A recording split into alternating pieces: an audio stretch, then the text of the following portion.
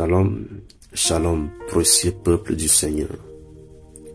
Je viens par la grâce du Seigneur, humblement, vous faire part de ce que j'ai reçu concernant la France. France, qui est assis sur ton trône. Je vois le jeune coq maléfique assis sur ce trône, montrant ses muscles. Mais contre qui s'élève-t-il comme un dictateur? C'est contre son propre peuple.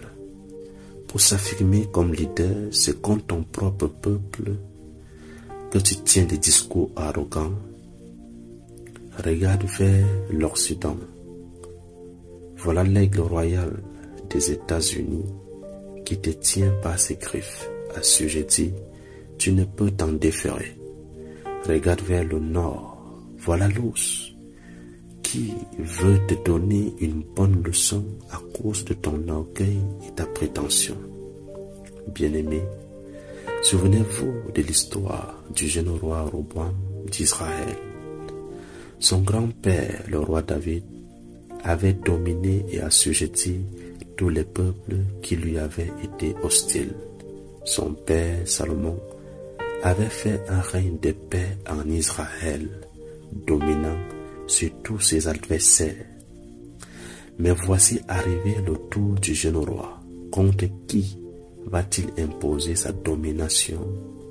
Malheureusement, contre son propre peuple. Lis les faits dans le livre de 1 roi, chapitre 12, versets 1 à 19, la Bible. Écoute maintenant, France. J'ai vu le président Macron parler aux Français avec arrogance. Et cette arrogance n'a pas plu aux Français. J'ai vu le peuple français se plaindre de cette manière de parler et de l'augmentation des taxes et des impôts. J'ai vu le taux de chômage croissant en France. J'ai vu des personnes qu'on mettait dans les rues parce qu'ils n'arrivaient plus à payer les impôts et leurs loyers. La vie était devenue très dure et chère en France. Et subitement, il y a eu comme un cri qui a retenti dans le cœur des Français de se révolter contre le gouvernement du jeune président. Ce cri disait: n'allez plus travailler pour eux et ne les laissez pas prendre vos biens et voler votre liberté. Défendez-vous, grevez. Pendant un moment, plusieurs ne répondaient pas à l'appel à la révolte. Et puis j'ai vu 2 hommes, messagers de Dieu, descendre, aller ouvrir en France un puits, des abîmes dans lequel sortaient des esprits de révolte. Ces esprits étaient comme des abeilles en colère. Ces esprits se sont déversés en masse dans les rues et les routes. Alors je pouvais voir une grande multitude de Français descendre dans les rues en masse.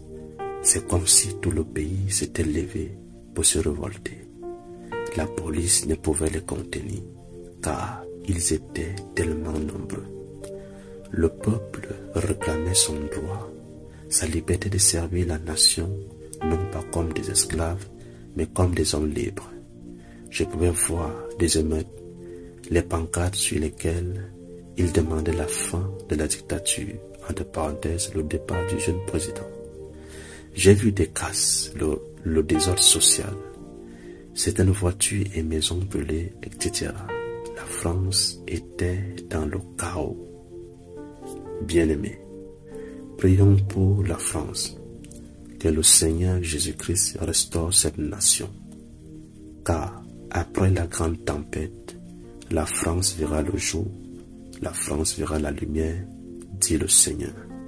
Amen, Amen, Fils de Salem.